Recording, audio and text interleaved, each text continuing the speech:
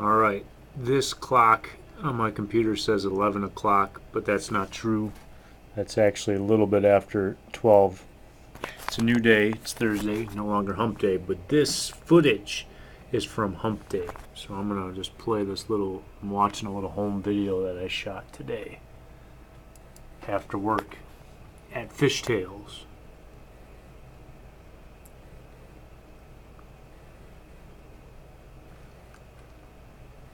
And there is my odometer, which is hard to read. But I'm guessing with scientific FBI style equipment they could read those numbers. And there's Fishtails. New sign. Cars driving by. The sound of Honor 1 in the background. It's Honor 1. 2011. Honor 1's running a little rough. There's one headlight. Ooh. Looks like I'm down a headlight.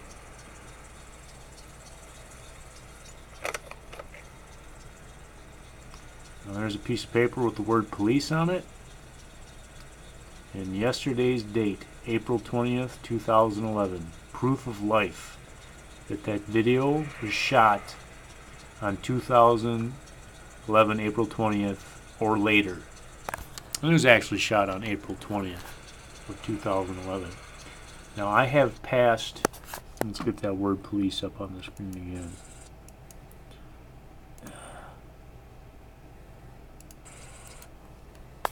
Now I passed, I want to say 3 police cars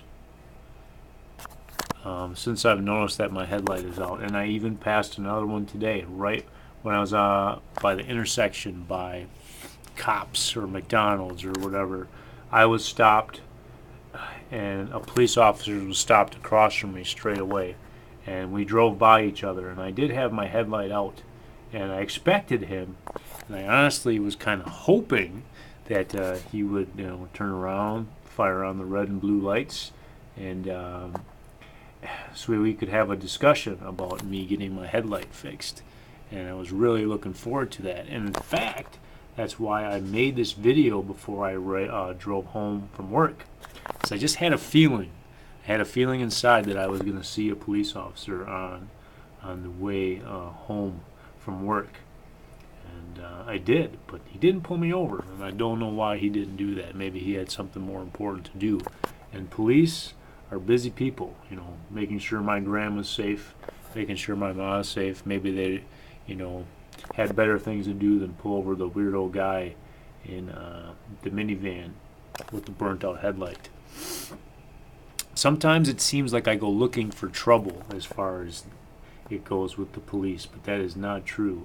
That is not true. And in fact, I am really going to take some time in the very near future to go out of my way to prove myself that I'm an ally, a resource, and a friend to police with all this stuff about taking away, unions and contracts and collective bargaining. What's the world going to be like when police are just, you know what? We just can't afford those police anymore, or those firemen.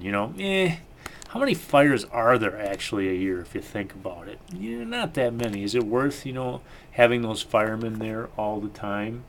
I mean, come on, there's probably nights where they just sit around, in their house with the pole and just do nothing, play cards and watch TV and get paid for it. That's not fair. But the one night you need them, boy, oh boy, you are glad they are there. So that makes it worthwhile. And the same is true with police. Would I have been mad if I got pulled over and got a ticket for having my headlight out? No, absolutely not. I should have changed it sooner, but I've been so busy with my overtime, I just haven't had the chance. But I plan to do so, hopefully today.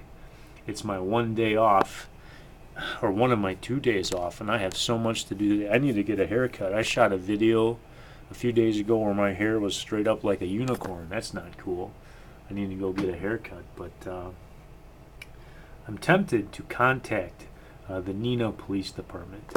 My interactions with the Oshkosh Police Departments were okay, and I got some of those on tape as well. But now that I'm a resident of Neenah, Wisconsin, I want them to know my name, and I want them to know that I am trying to make my community a better place each and every day. And if that means I can help the police, so be it.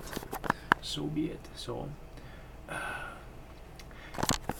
would have been cool if I would have got pulled over by that police officer, and maybe and instead of doing this video, got to ask him face to face.